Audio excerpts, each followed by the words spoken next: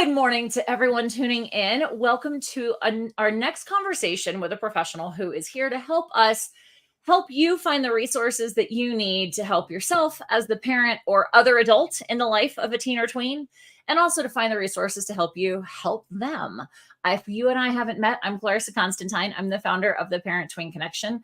I believe that connection comes from a combination of knowing what to say or do and knowing when to say or do it. So we bring professionals like Catherine Tyson in to give their perspectives on how to have better, stronger, happier, healthier relationships with those persnickety things that seem like have been taken over by aliens called teenagers and tweenagers. So, Catherine, first of all, thank you so much for being with me this morning. Thank you. Thank you so much for, asking me to join you, and I'm excited. I mean, this is, I call it you're in the fire. So when you have a Mhm. teenager, you're in the fire. God Absolutely. knows. Absolutely.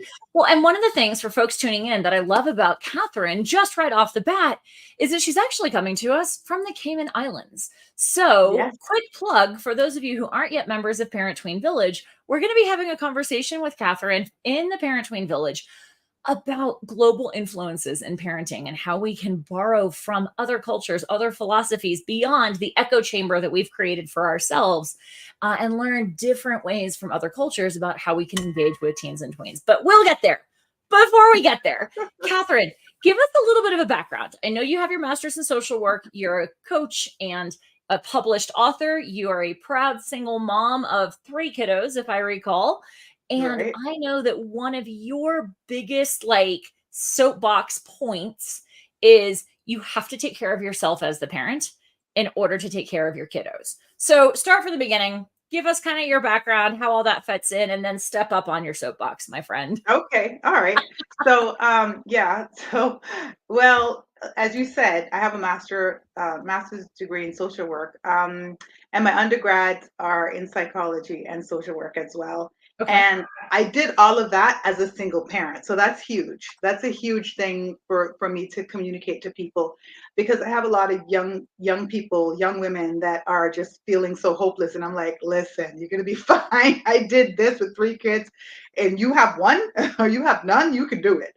So, Right. so that, that's already kind of a background about me. And I started my single parent journey at 26 years old. Wow. And Okay. yeah, 26 years old, because I had gotten married at 20, in the islands, we graduate high school 15, 16. So by 20, I was an old lady. And which I'm not. I wasn't. You know what I'm just, everything is tongue in cheek here.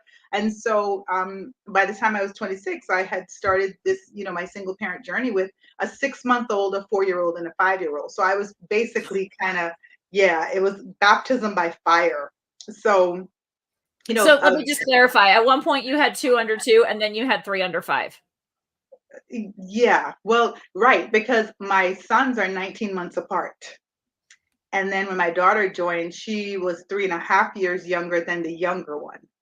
And Okay. so, and there's nothing wrong with that. That was the normal thing, you get married Mhm. and you have your kids, and Sure. they were all being raised together, so that when you're in your 40s and 50s, you're celebrating, if that's the way it works, you're driving Right. around in an RV having a good time. Yeah, no, that's my lifestyle. Sans kids, just saying. But anyway. Right. So,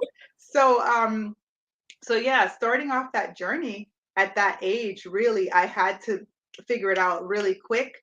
Mhm. And one of the things that I really figured out that's a big deal for me, and kind of took me on this single mama journey, is that, you know, being a parent is a really big deal, and you're Mhm. actually preparing people for the future. Like, and Mhm.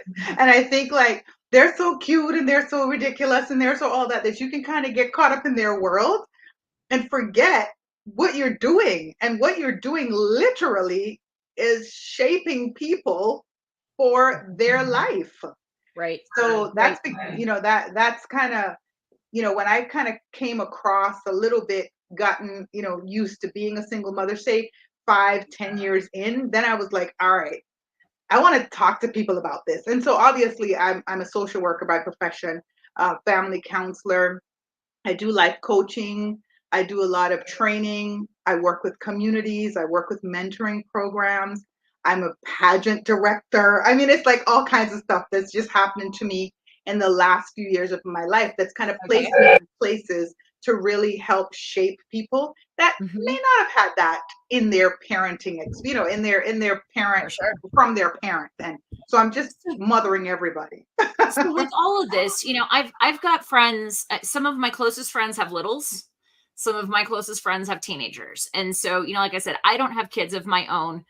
So I learn from their experiences and I learn from the experiences I watch, I observe, what they're navigating. What were the biggest challenges you faced in terms of taking care of yourself? Because I know that's really the big thing for It's you, right? it's When you've big. got 3 under 5, 2 under 2, however many under whatever age, right? Yeah, There's a lot going out. There's a lot of time, a lot of energy going out because it has to be like they need to be fed, they need to be changed, right? That kind right. of thing when you're little. As they age up, they need somewhat less direct attention and time, but still need that time and support. How Yeah. do you work that self-care in when you've got so much going out? So can I tell you this, just to step back with what you said, what I realized also is that the older that they got, the more that they needed me, which a Interesting. lot of people don't realize. Yes. Okay. And I think that's huge. So what I realize is when they're small and you're building foundation stuff, anyone can help you with that if they're the right person. So if you choose a good daycare, a good preschool, Okay. you surround yourself with a great community, play dates, other mothers that are going through stuff, the church, whatever it is, as long as you have good care for them, they're good. But when they get to be a certain age, they need a relationship with you. That's a relationship building thing. So I remember being uh, 12 and walking home by myself, and I was in Miami when I was 12. Between 12 to 14, I was in Miami and Boston. And my mom worked. And I'd walk home by myself, not with a group of kids, and I'd have the key to the house. It's kind of the latchkey situation. And Mhm. so my relationship with my mom was more crucial then uh, than when I was a little girl, right? So, Okay. it was a lot of like hit and miss situations. Like I just Mhm. remember my cousin was dating a guy who was 21. She was 15. He was 21. I was 12. His friend was 21. And his friend was like, your cousin's kind of cute. So I just remember these things, like by the grace of God, that I kind of got through. And I thought, okay, when my daughter's 12 and my sons are 12, I got to be there. so, Yeah. so I'm really glad that I was able to put a lot of foundation work in with my career and stuff like that to build me up to the point where I could find more time to spend with them, because that's really important, not just trusting that they're old enough to get into the house and sort themselves out Right. and they're going to be okay. No, because they have all these people in their ear and all these messages in their ear that are sometimes not good for them. And so I just wanted to clarify that, because I think that Sure. that's a misconception sometimes with parents. And Right. um but self-care. So when I look at my littles, then I look at the time that I could have someone else help me. Like maybe on a Sunday they're having a play date with a parent that I trusted, that I Mhm. also do stuff for, and then I could take that Sunday for myself. So I could go to the beach and read a book, or I could go to the library, or I could go to the gym, or whatever it was. I could do something for me. So it's really important that you find that time for yourself so that you Mhm. can kind of decompress and get ready to get back in the ring. Because that's what I think it is you're getting in the ring, right? Well, and I'm glad that you mentioned that because I know that many families, and I think back to my childhood, um, I don't remember a ton of play dates. My mom had a couple of friends Right, that she would leave me with. right. She was a stay-at-home mom. We had that opportunity when I was a kid. I don't know what she went and did in terms of self-care during Right, those times, but right. I don't remember ever being left with a babysitter. Or I do remember going to my grandmother on occasion, or a couple of friends, but I don't remember that she had many people with whom who she trusted to leave me with. Trust me, So I know. Yeah. am I understanding that your message to parents of littles or youngers is try to expand that now and take care of yourself now? Absolutely, absolutely, because you really can get caught up in their world. Sure. And the funny thing is, and another part of my story is, I actually got married almost 7 years ago, and we actually have a baby. So I've kind of gone back, you know, which is very interesting, because, my husband is younger than I am. He's an amazing man. He had no children. And so from the time we met, he was kind of like, do you want to have another kid? And I was like, oh gosh. And, and so me doing that now, again, I do realize that you have to create, you have to create some stuff for yourself outside of littles, because their world is your world. So Sure. my daughter, who's turning 30 tomorrow, actually, she calls me. She's like, what are you up to? I'm like, I'm in Kathleen's world. Because I am. And Right. so that's the point, right? You have to find time for yourself, because if you don't Mhm. find time for yourself, you're going to get lost in there. You're going to get depressed. You're going to be sad. I mean, there's a lot of things that's going to happen. You might even Sure. be resentful. Sure. So yeah, so shaping, creating a tribe. And so my tribe has changed now. My tribe 7 years ago were nice hot ladies that were just like, our kids were grown and we were able to party and blah blah blah. And my tribe now is like, oh, you have a baby? Oh, you have a, oh, come here, you're my friend. So Right. Where are create my a fellow tribe. first and second grade mamas at? Yeah, exactly. So I just think that that was important. And I was very fortunate when I started my single parent journey. It was in Miami, and I moved to a community. I moved to like an apartment complex, and it was just like a little, it was like a fourplex, and it was four across from us. So it was four and four with like an eightplex. And I found like maybe 5 or 6 families that had little children. And so we were able to really be a village for each other. And it was Mhm. amazing, because I ended up, one of my best friends, it was a doctor in the Dominican Republic, but could not be a doctor in the States because she doesn't know English. So she couldn't pass the test. But she's literally a doctor. So she was our pediatrician, like unofficial. Of course, Sure. I had my official one that I'd go to, but just little things I'd be able to tap into her. And she had an 11-year-old, a 13-year-old, a 14-year-old. So I was able to provide insight and help for her with them, and she was able to provide insight for me. And then other families that had children the same age. So we were able to share some duties, and they were good. They were really good parents, and they were doing really positive things. And so I felt comfortable with them helping me out as I helped them. So how does that change the self-care and leaning on the tribe? How does that change when we get into that 8, 10, like that preteen world, and then transitioning into the teenage world? And Yeah. given your point, I totally agree from my perspective of working with families the last 25 years that relationship It's it important. requires a different kind of time investment, right? Like you're not like wiping bottoms and feeding faces and things like that. And so the Right. time investment is still there. It's just the nature of the investment changes. Right. Right. Yeah. How do you maintain that self-care as the kids age up? So I think what I did, with, as they were aging up, is, I had to schedule, because I have three. I had three at the time, so I had to really carve out time for each person. By the way, so it's not even, it's more complicated than you can ever imagine. When they're small, they're kind of all one person, but as they age up, they become different. Like one was into sports, one was into computers, one loved to be inside the house, and one loved to be outside the house. Those were my boys. And my daughter, was very artsy, and just wanted to do dancing, wanted to do acting, I mean, all this stuff. And so just creating time with all of them was a juggle in itself. And so what I did a lot of times, my self-care really involved them sometimes too. So when I did spend time with, I was taking one out to something, I'd do something that they like, but it would also be something that I could enjoy with them. So it Mhm. was, it was kind of less hectic with just being a parent, but more building that relationship and going to have coffee, going to Starbucks because my daughter loved that sort of stuff, or going to a bookstore, and I was able to kind of weave in some things that were good for me, but do it with them. Like my daughter right now, we do spa days all the time because we did that. We'd go and Mhm. I'd get a manicure and she'd get her little nails done. and stuff.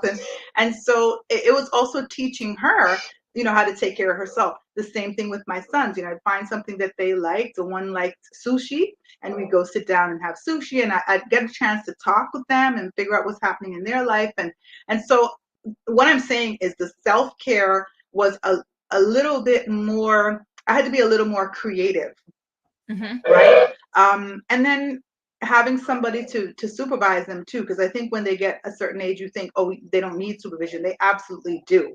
And then you could find that time to be a woman, to go out and hang out with your friends sometimes as well. So I was able to kind of do a little self-care with them, but also on my own with the proper supervision. So I'd like parents to know, don't think because your kids are, big enough to take care of themselves that they're okay on their own. Because when you're not there, sometimes they're up to some stuff. Sometimes, huh? Yeah. Exactly. So then, how does this play in? I know one of the points that you wanted to make is that, obviously, like you said at the very beginning, you're raising humans, you're raising adults, really is what it comes down to. And it's really easy to get caught up in the, oh my gosh, are they ever going to meet XYZ milestone, or are they ever going to care about school, or how am I going to handle the things in the here and the now? How do we navigate now, dating and sexuality and college and like the next things, right? But really, it's like we're trying to produce the next generation of people that are going to run our country, the people that are going to take care of us, the people that are going to teach our kids. Good, right? Thinking people. I call it thinking people. You have to raise thinking people. And I talk about that in my new book as well. But I talk about it in the first book, which is I'm Somebody's Mama, and the second book, Single Momma, Powerful, Not Pitiful. And I talk about that. I talk about, are we raising thinking people? Because, people are so inconsiderate, or people are just doing things that they're not thinking about other people that are around them, or that we're not just in this world by ourselves. So yeah, how do we do that, right? All you need to do is go visit Costco on a Saturday or Sunday and see that truth in reality. Like nobody pays attention to anybody's cart around them. Right. Okay. Right. So with that, exactly. I know that one of the points that you believe is critical for parents to understand is not just that self-care is important for yourself and your own well-being, your own sanity, right? But that it actually positively impacts your ability to create these, or to help shape these thinking people. Right. Why and how? Why and how? Well, I think what it does is it allows your children to see you as a human being, not just their parent, not just somebody who's give me stuff, right? Because you're kind of the give me machine, right? That everything they need is just they just come to you. And so, all right, so I'll go back. So we'll go back and forth, but I'll go back to when I first started my journey as a single mother. Like maybe 2 years in, my sons were like maybe 6 and 6, 7. My daughter would have been 2. And I realized that there was no one buying me birthday gifts. There was no one, like Christmas time, like there wasn't any gifts under the tree for me. And Mother's Day, I was hoping their dad would, bring me a card or something. And which he did, which was good. But I realized that these little people were like, where's my stuff? So birthdays was, I was all over their birthday. I was all over. And then I started thinking to myself, I want them to think that I'm a person too. So what I started to do was, when my birthday came, or Mother's Day or Christmas, I would give them each $5 and drive to a dollar store that there's lots of dollar stores around, but I would drive to one that I could pull up in front of and I could see them in there. And I'd give them their $5 and let them go in and get something for mommy. And so, and I could see them because it's safe, right? Because I can't go to Dollar Tree where God knows where, they might end up being snatched by someone. So I had to think, it's so much, and this was in the US. Here it's a little different. So I remember they'd come out, and even at that time, their personalities were coming through. Like one would come out and he'd bring me a pen and a pad of paper, and some stickers. Like he saw me writing a lot, and so he was very practical. The other one would bring out like a chain and a necklace, but an earrings. He'd be like, I need $2 more. It's cost a little more. And then my daughter would come out and she'd bring like $3 worth of stuff for me and $2 worth of stuff for her. It's just so funny.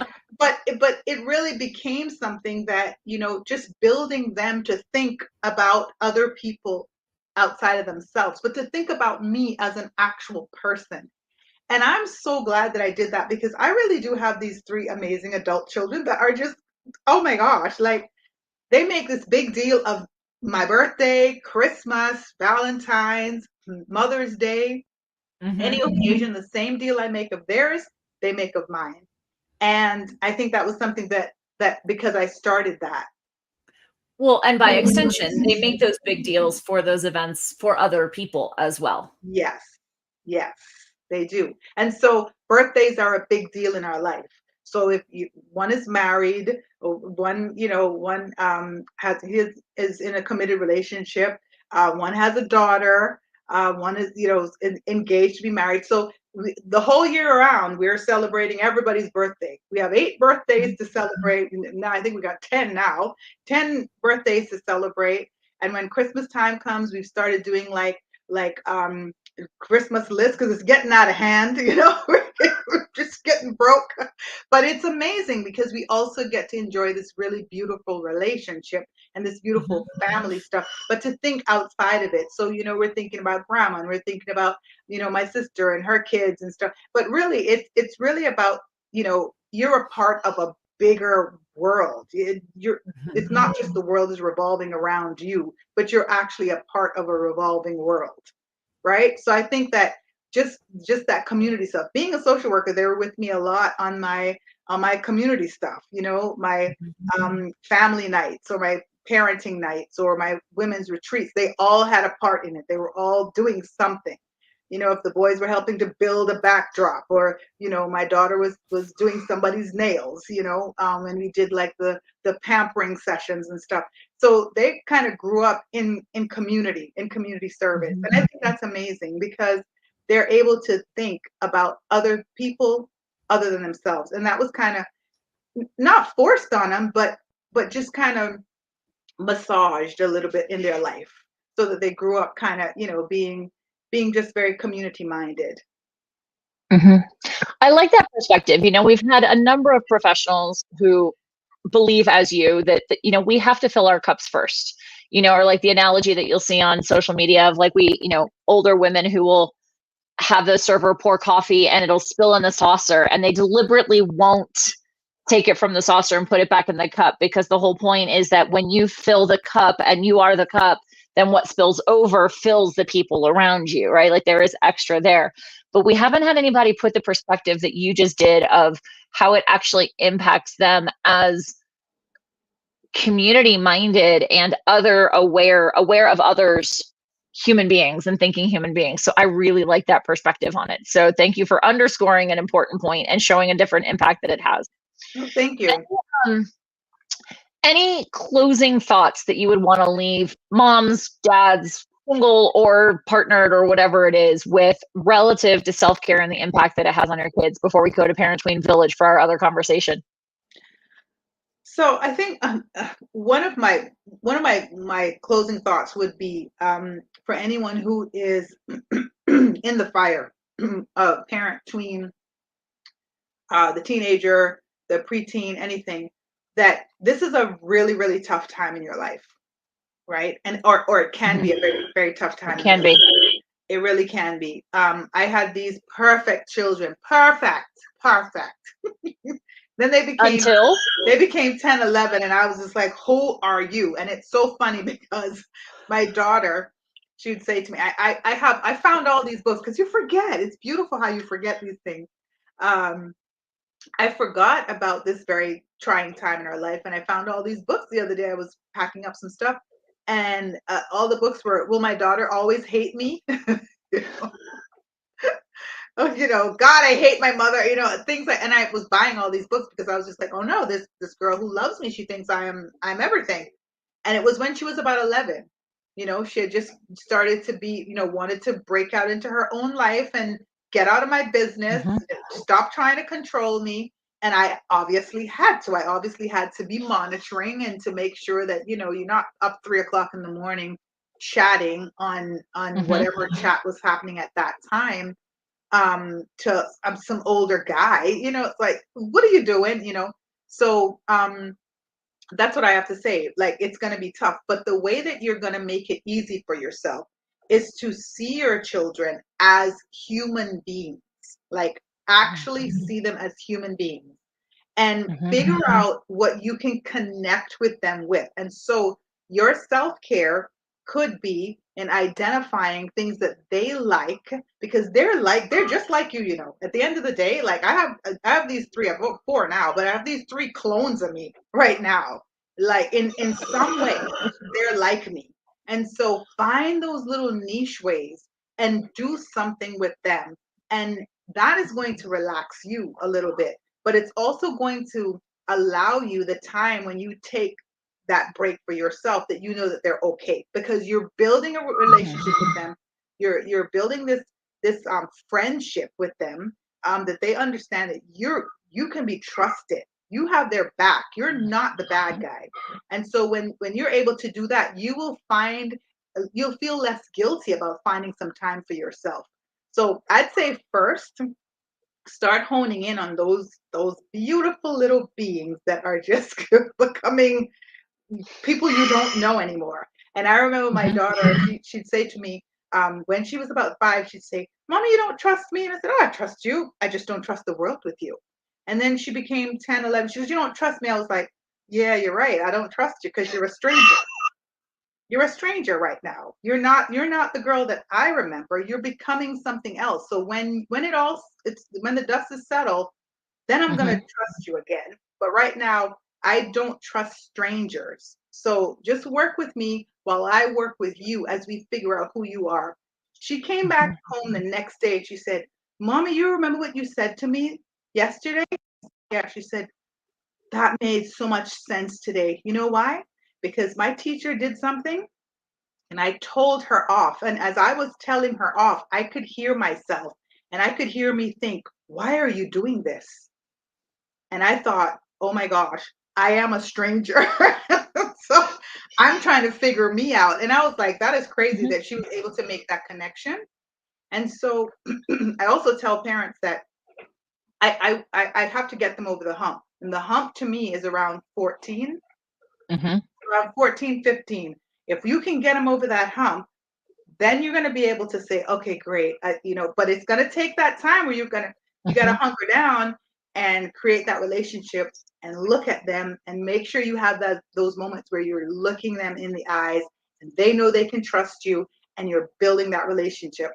And then you're taking care of yourself. So, because I'm not going to be okay if my kids aren't okay. And my kids aren't going to be okay if I'm not okay. Yep. This is a partnership.